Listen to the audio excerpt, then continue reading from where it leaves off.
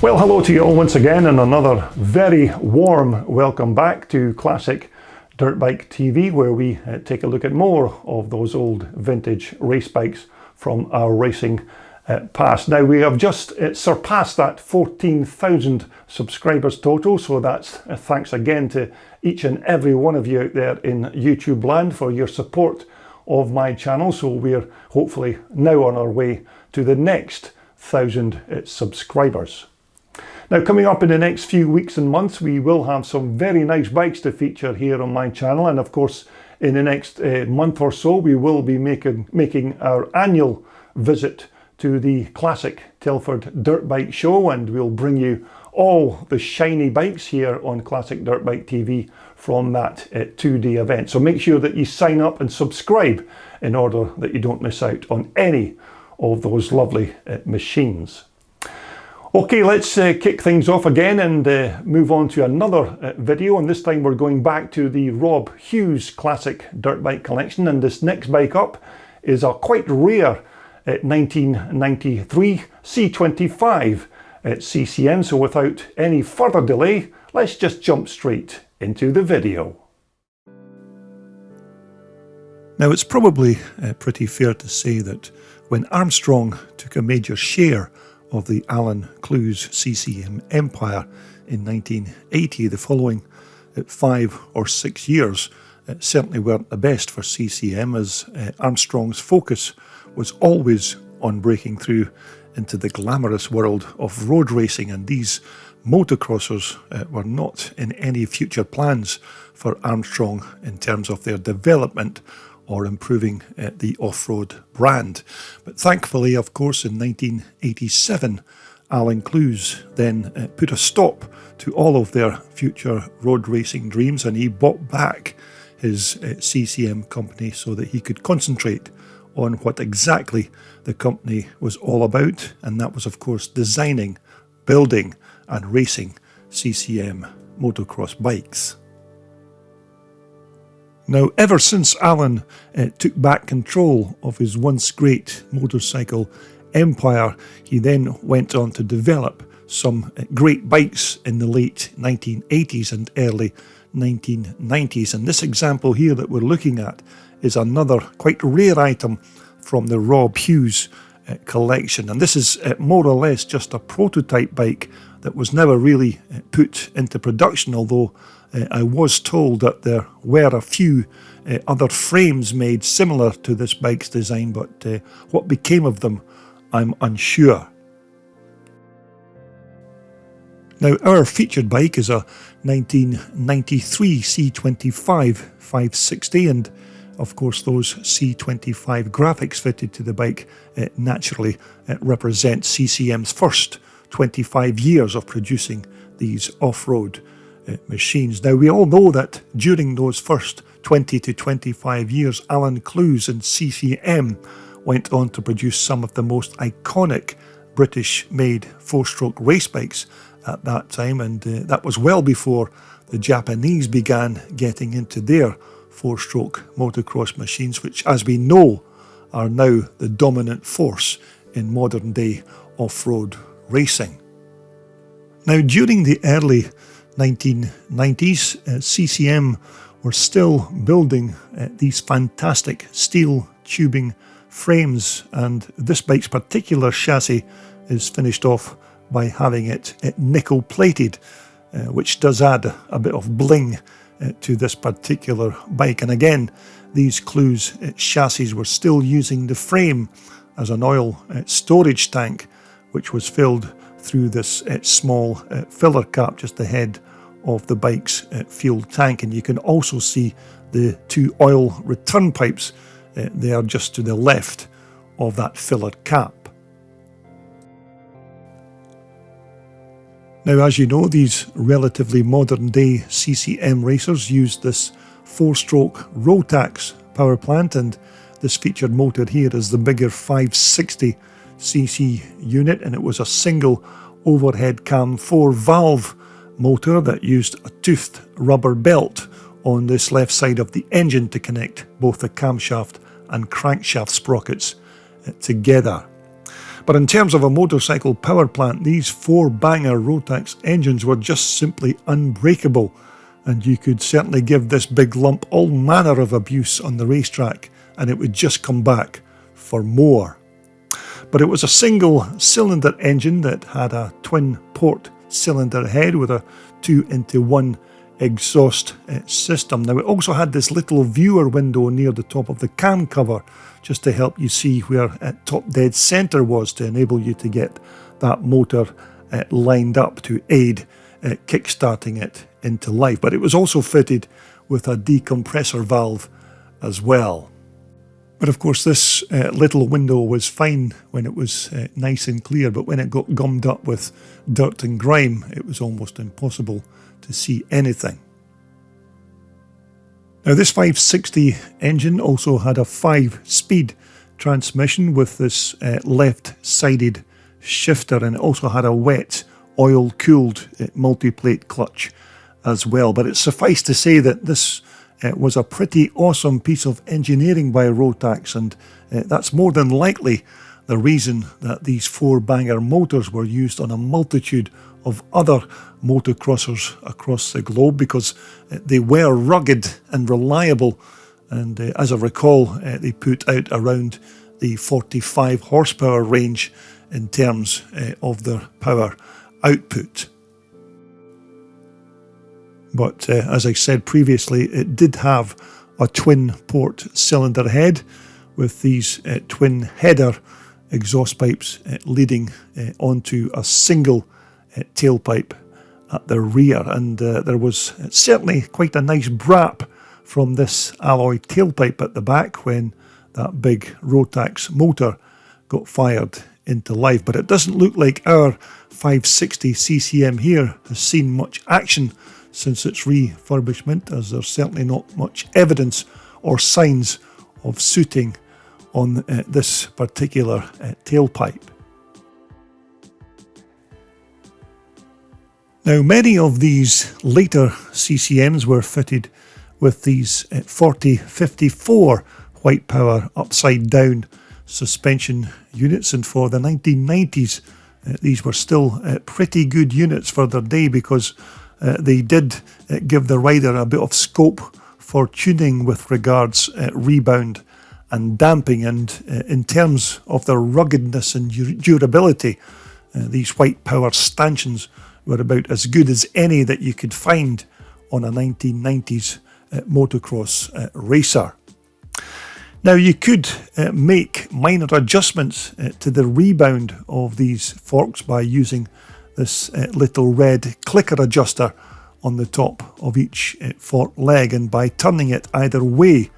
you could then make the rebound work faster or slower. And again, further minor adjustments could also be made with this little red plastic screw adjuster on the fork bottoms, although you certainly had to be careful not to round off the head of this plastic screw, which could lead to all sorts of frustration if the wrong screwdriver is used.